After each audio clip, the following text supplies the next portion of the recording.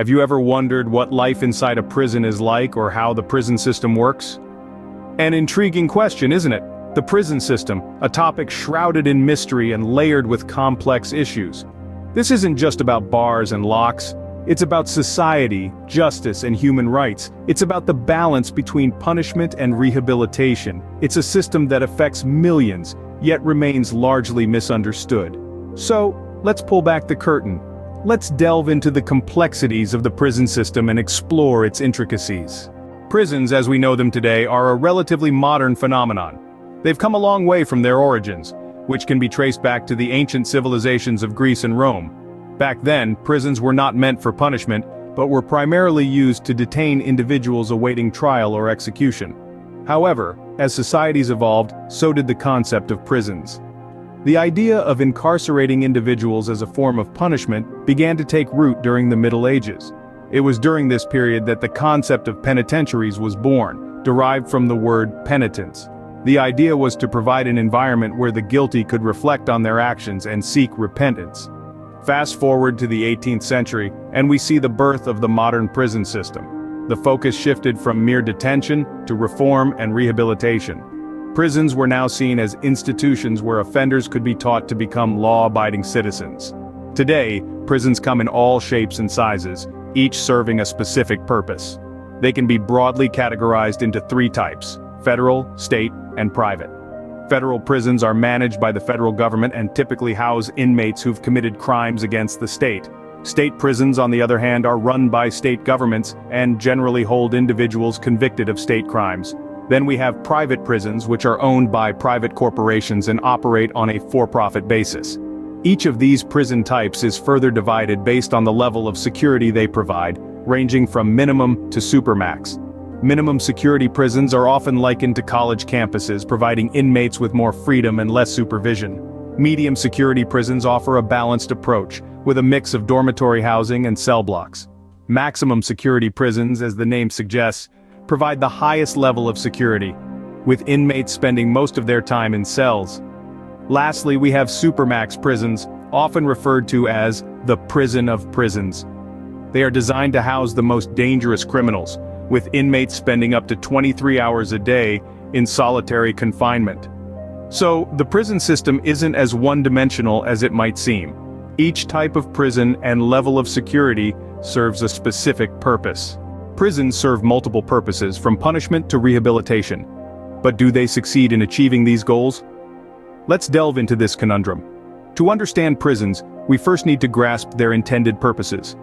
Among these, deterrence is a significant one. The idea is that the threat of prison discourages people from breaking the law. In theory, if the potential consequences of an action are severe enough, individuals will think twice before engaging in unlawful behavior. Then there's retribution. This is the concept of an eye for an eye, where the punishment is proportionate to the crime committed. It's about making sure the guilty party suffers in a way that's equivalent to the harm they've caused. Incapacitation is another purpose of prisons. By physically removing offenders from society, prisons aim to protect the community by preventing these individuals from committing further crimes, at least for the duration of their sentence. Finally, we come to rehabilitation. The goal here is to provide inmates with the skills, education, and therapy they need to reintegrate into society as law-abiding citizens once they're released. But how effective are prisons at achieving these goals? And what impact do they have on the inmates themselves? Well, it's a mixed bag. On one hand, prisons do serve their purpose of incapacitation. While inmates are behind bars, they're not committing crimes in the wider community. But when it comes to rehabilitation, the picture is less rosy. High recidivism rates suggest that many inmates are not getting the help they need to break the cycle of crime. In fact, a significant number of released prisoners end up back behind bars within a few years. Moreover, the challenges of reintegrating into society after a prison sentence are immense. Many former inmates struggle to find employment or housing, and the stigma of being an ex-prisoner can be a heavy burden to bear. The reality is that the impact of prisons often extends far beyond their walls, affecting not only the prisoners but also their families and communities. The prison system is not without its controversies. Indeed, one of the most contentious issues is the existence of for-profit prisons. These institutions, run by private corporations, are designed to generate profit for their shareholders. Critics argue that this business model incentivizes keeping prisons full, potentially leading to harsher sentences and fewer opportunities for rehabilitation. Another major controversy is the racial disparity within the prison population. In the United States, for instance, people of color are disproportionately represented in prisons. This raises questions about systemic racism within the judicial system and the societal factors that lead to higher rates of incarceration among certain racial and ethnic groups.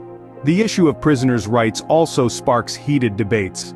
Some argue that prisoners should have access to quality healthcare, education, and other basic human rights. On the other hand, there are those who believe that by committing crimes, individuals forfeit these rights. This dichotomy raises questions about the nature of punishment and the role of prisons in society.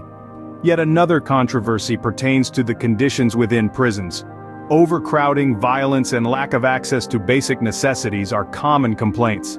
These conditions often lead to mental and physical health issues among inmates, further complicating their reintegration into society upon release. These controversies bring into question whether the current prison system is the best solution for dealing with crime and punishment. The debate is ongoing, and the answers are anything but straightforward. As society evolves, so too must our approach to prisons and punishment. It's imperative that we look forward, imagining a future where our prison system is not just about punishment, but also about rehabilitation. Envision a world where prisons are no longer warehouses for humanity but places of positive transformation. Increasingly, there's a growing consensus that alternatives to incarceration, such as community service, restorative justice, and drug treatment programs, can often be more effective and humane. These alternatives could potentially reduce recidivism rates and help reintegrate former offenders back into society. Additionally, prison reform initiatives are gaining traction, with an emphasis on improving conditions, increasing transparency, and reducing overcrowding. There's a shift towards viewing prisoners not just as offenders, but as individuals with the potential for change. The prison system is a complex and multifaceted issue, one that requires ongoing discussion, debate, and ultimately, reform.